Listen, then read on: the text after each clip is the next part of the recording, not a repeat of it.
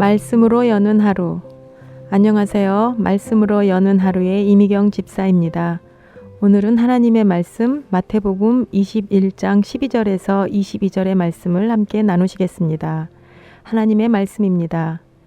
예수께서 성전에 들어가사 성전 안에서 매매하는 모든 자를 내어 쫓으시며 돈 바꾸는 자들의 상과 비둘기 파는 자의 의자를 둘러 엎으시고 저희에게 이르시되 기록된 바 내 집은 기도하는 집이라 일컬음을 받으리라 하였거늘 너희는 강도의 구려를 만드는도다 하시니라. 소경과 저는 자들이 성전에서 예수께 나오매 고쳐주시니 대제사장들과 서기관들이 예수의 하시는 이상한 일과 또 성전에서 소리질러 호산나 다윗의 자손이여 하는 아이들을 보고 분하여 예수께 말하되 저희의 하는 말을 듣느뇨. 예수께서 가라사대 그렇다. 어린 아기와 젖먹이들의 입에서 나오는 찬미를 온전케 하셨나이다 함을 너희가 읽어본 일이 없느냐 하시고 그들을 떠나 성 밖으로 베다니에 가사 거기에 유하시니라. 이른 아침에 성으로 들어오실 때에 시장하신지라. 길가에서 한 무화과 나무를 보시고 그리로 가사 잎사귀 밖에 아무것도 얻지 못하시고 나무에게 이르시되 이제부터 영원토록 내게 열매가 맺지 못하리라 하시니 무화과 나무가 곧 마른지라. 제자들이 보고 이상히 여겨 가로되 무화과 나무가 어찌하여 곧 말랐나이까. 예수께서 대답하여 가라사대 내가 진실로 너희에게 이르노니 만일 너희가 믿음이 있고 의심치 아니하면 이 무화과 나무에게 된 이런 일만 할 뿐 아니라 이 산더러 들려 바다에 던지우라 하여도 될 것이요 너희가 기도할 때에 무엇이든지 믿고 구하는 것은 다 받으리라 하시니라. 오늘 하나님의 말씀을 읽으며 성전에 대한 예수님의 시각을 생각하게 됩니다. 성전은 기도하는 집이라고 예수님께서 성전에 대한 당신의 마음을 드러내십니다.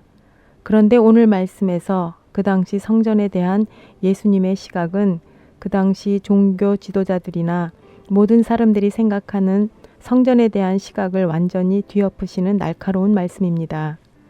그 당시 헤롯 성전은 40여 년에 넘게 걸려 만든 황금으로 번쩍번쩍하게 장식된 눈으로 보기에는 휘황찬란한 아름다운 성전입니다.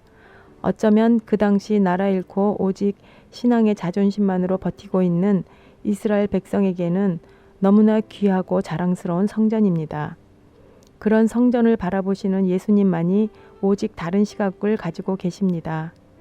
그들에게 이르시되 기록된 바 내 집은 기도하는 집이라 일컬음을 받으리라 하였거늘 너희는 강도의 소굴을 만드는도다 하시니라. 예수님께 성전은 기도하는 집이고 그 소유가 누군가의 것인지를 확실하게 드러내십니다. 그 당시 종교 지도자인 바리새인이나 서기관과 제사장들은 하나님의 말씀을 달달달 외울 만큼 잘 알고 있었음에도 불구하고 하나님의 말씀 가운데 이런 말씀이 있었는지 모르는 것 같아 보입니다.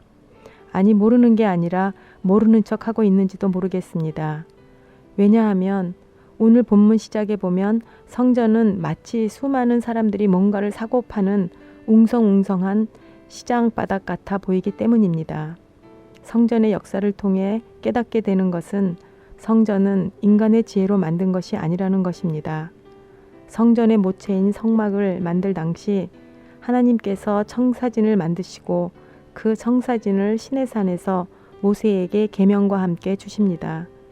모세는 하나님께서 계획하신 청사진대로 성막을 만들게 됩니다. 그 성막이 완성되었을 때에 하나님의 임재가 가득하였다고 말씀은 기록하고 있습니다. 그리고 그 다음에 예루살렘에 건축된 움직이지 않는 성막, 곧 솔로몬의 성전입니다. 그 성전 또한 다윗 왕에게 영감을 주신 대로 만들어집니다. 이러한 성전은 남유다가 망하고 바벨론에 의해 회파가 됩니다. 바벨론 포로 귀환으로 돌아온 스룹바벨에 의해 회파된 성전의 보수가 이루어집니다.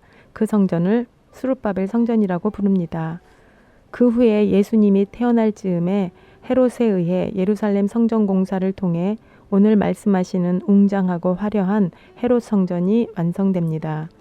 오늘 예수님은 모든 사람들이 감탄에 맞지 않는 그 성전을 보시며 안타까워하십니다. 성전의 진정한 본질을 잃어버린 알맹이 없는 가짜 성전을 보셨기 때문입니다. 그런 수많은 역사의 변천을 통해 오늘날 성전의 의미를 다르게 한번 생각해 봅니다. 오늘날의 성전의 의미는 바로 하나님의 통치가 있는 곳, 하나님의 다스림이 있는 곳이 성전입니다. 그러므로 예수 그리스도를 구주로 영접하고 그 예수님을 주님으로 모시고 사는 모든 이의 마음이 바로 성전입니다. 그런 성전에 대한 영적인 깨달음을 가지고 오늘 나의 마음을 성전으로 바라보고 계시는 예수님의 그 마음을 생각하게 됩니다. 예수님께서 성전은 기도하는 집이라고 말씀하셨습니다. 기도라는 의미를 통해 하나님과의 절대적인 관계와 교제에 대한 의미를 되새깁니다. 이제 기도는 우리가 구하고 원하는 것을 얻어내는 수단이나 방법 그 더 이상이 아니어야 된다고 생각합니다. 오히려 기도란 하나님과의 깊은 대화를 통해 내가 가지고 구하였던 것들을 하나님 안에서 다시 한번 들여다보는 것입니다. 그리고 하나님의 뜻이 아닌 나의 욕심으로 드린 요구를 스스로 깨닫고 내려놓는 그 관계와 과정이 진정한 기도라고 생각합니다.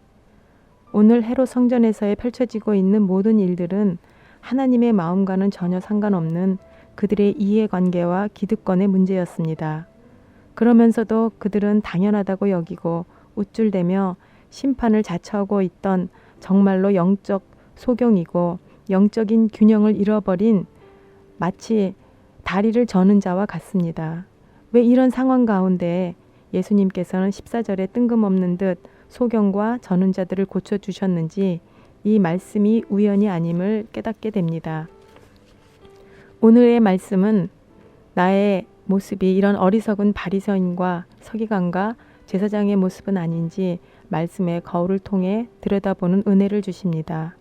내 마음의 성전은 정말로 하나님과의 관계가 친밀한 그런 눈 밝고 제대로 선 바른 관계인지 성령님의 조명하심 가운데 묵상하게 됩니다. 성전을 생각하며 성막의 가장 핵심인 지성소를 생각하게 됩니다. 지성소는 거룩하고 거룩하기 때문에 대제사장조차 1년에 단 한 번 자신의 죄를 용서함 받은 후에 들어가야 합니다.